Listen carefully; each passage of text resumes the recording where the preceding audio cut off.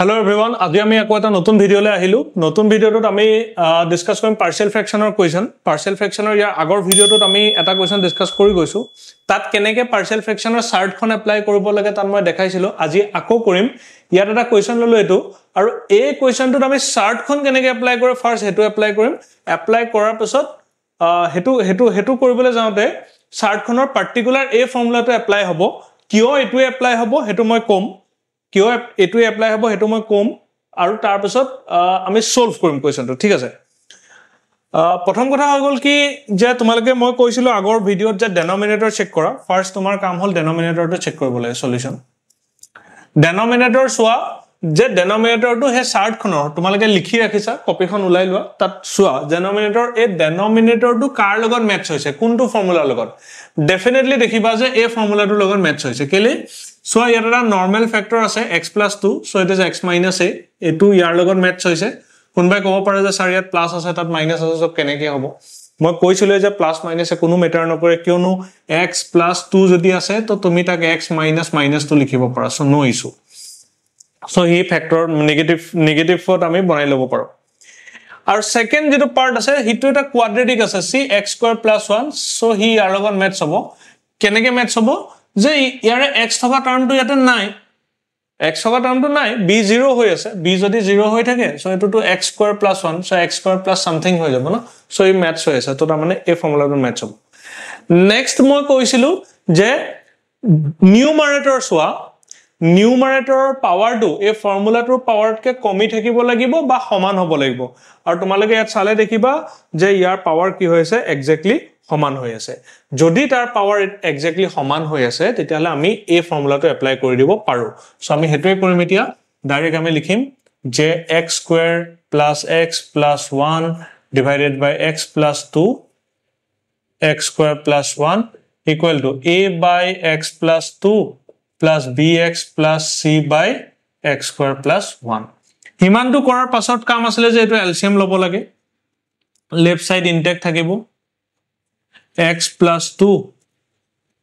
x² + 1 এফালে তুমি যদি এটো এলসিএম লৈ লো it will be x + 2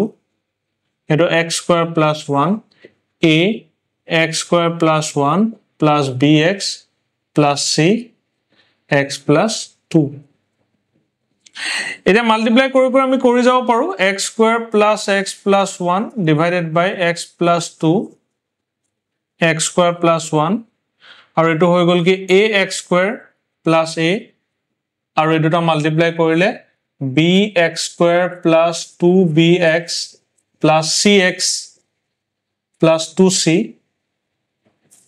2c divided by x + 2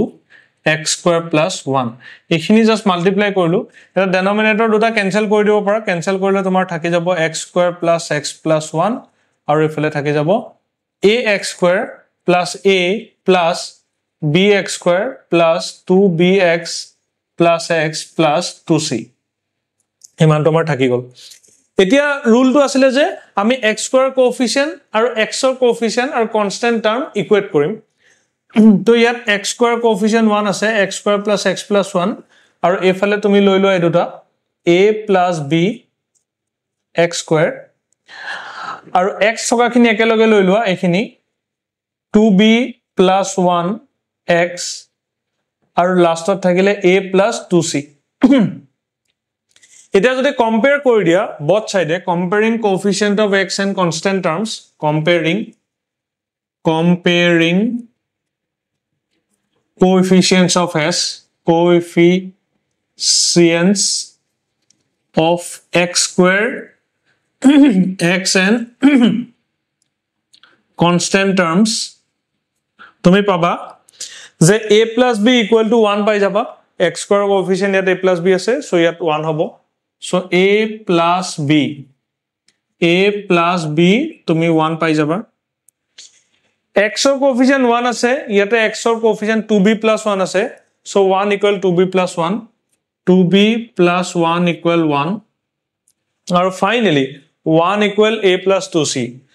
a plus 2c equal 1. So এই ইকুৱেশ্যনছ গিটা এটা তুমি সলভ কৰিব লাগে 2b + 1 পালো ঠিক আছে ইয়াৰ পৰা b ভ্যালু ডাইৰেক্টলি ওলাই আছে এটোৰ পৰা তুমি b ভ্যালু পাই যাবা আই থিংক 0 আই থিংক b ভ্যালু 0 আহিব এবাৰ মই কনফাৰ্ম হৈ লৈছো b ভ্যালু 0 আহিব লাগে b ভ্যালু এটা 0 ওলাইছে না কিবাটা ভুল হৈছে b ভ্যালু 0 নহয় ঠিক আছে c ওকে এটা cx আছিল ঠিক আছে এটা cx আছিল এই কাৰণে মোৰ ডাউট লাগি গল b ভ্যালু জেনাৰেলি 0 তেনেকে গপককে হৈ না যায় এটা cx আছিল cx তো ইয়াত থাকি গৈছে 2b plus এটো c হ'ব লাগে 2b plus c এটা এই ইকুৱেশ্যন গিটা সলভ কৰি দিলে আমাৰ ওলাই যাব 1 2 3 এই ইকুৱেশ্যন গিটা আমি সলভ কৰি দিও ফাৰ্স্ট ইকুৱেশ্যন টু 2 ৰে মাল্টিপ্লাই কৰি দিও it will be 2a plus 2b equal to this is equation 4 এটা 2 আৰু 4 মাইনাস যদি কৰি দিও ইয়াত আছে 2b আমি কি কৰিম 2 minus 4 2b plus c minus 2a plus 2b 1 minus 2 2b plus c minus 2a minus 2b minus 1 so yet minus 2b plus 2b kata gol c minus 2a equal minus 1 this is equation number 5 equation number 5 এতিয়া তুমি সোয়া equation 3 two a আৰু c এটা equation equation 5 two c আৰু a এটা equation so হেতুটা equation যদি আমি solve কৰি দিও তেতিয়া a আৰু c এৰ ভ্যালু ওলাই আহিব সো তেতিয়া হলে আমি সলভ কৰো আমি সলভ কৰিম solving equation 3 and 5 solving equation 3 and 5 equation 3 আমি তুমি মাল্টিপ্লাই কৰা ইকুৱেশ্যন 3 মাল্টিপ্লাই কৰা 2 ৰে তেতিয়া তুমি পাই যাবা 2a plus 4c equal to this is equation suppose 6 আৰু ইকুৱেশ্যন 5 ক তুমি মাল্টিপ্লাই কৰা হেটো একো মাল্টিপ্লাই কৰিব নালাগে অলৰেডি মাইনাস ইয়াত 2a পালো ইয়াত মাইনাস 2a আছে সো 4 আৰু 5 6 আৰু 5 প্লাস কৰি লল 6 plus 5 2a plus 4c plus c minus 2a equal 2 plus minus 1 2 plus minus 1 so আমি পাই যাম minus 2a plus 2a কটা গল 4 plus c 5c equal 1 so c equal c value আহিব c equal আহিব 1/5 yes c 1/5 ওলাইছে c equal 1/5 c value আমি 1/5 পাই গলো so এই c value টো নি কোনবাটা ইকুৱেশ্যনত পুট কৰিলে b value ওলাই আহিব putting c equal 1/5 in 2 2b plus 1/5 equal 1 2b equal 1 minus 1/5 2b equal 5 minus 1 4/5 so b equal 2/5 so b value আমি পাই গলো 2/5 এতিয়া এই b value টো নি যদি ইকুৱেশ্যন নম্বৰ 1 ত পুট কৰি দিয়া তেতিয়া তুমি কি পাই যাবা তেতিয়া তুমি পাই যাবা a value পাই যাবা তেতিয়া তুমি a এর ভ্যালু আহি যাব putting b equal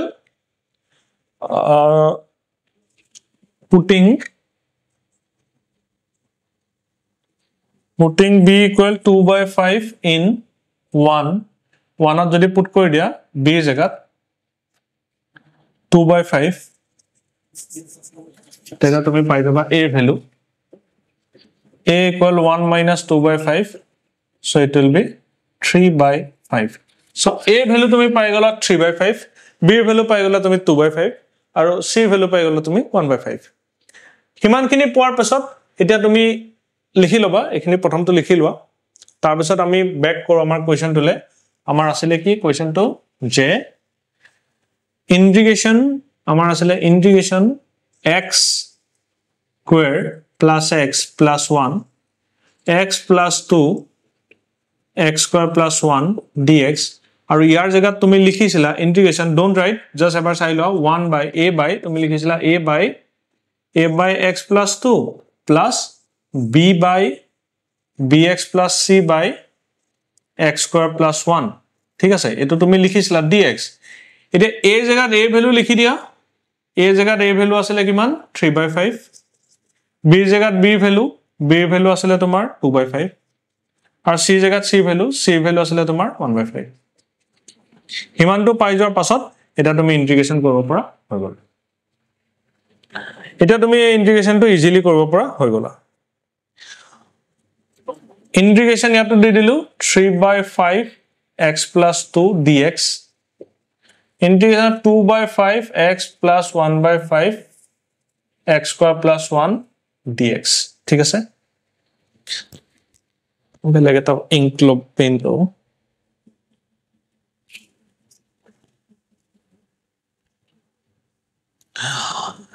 এতিয়া তুমি কনস্ট্যান্ট বাহিৰ উলাই না 3/5 integration of 1/x plus 2 dx plus ইয়াক যদি সেপারেট কৰি দো 2/5x x square plus 1 dx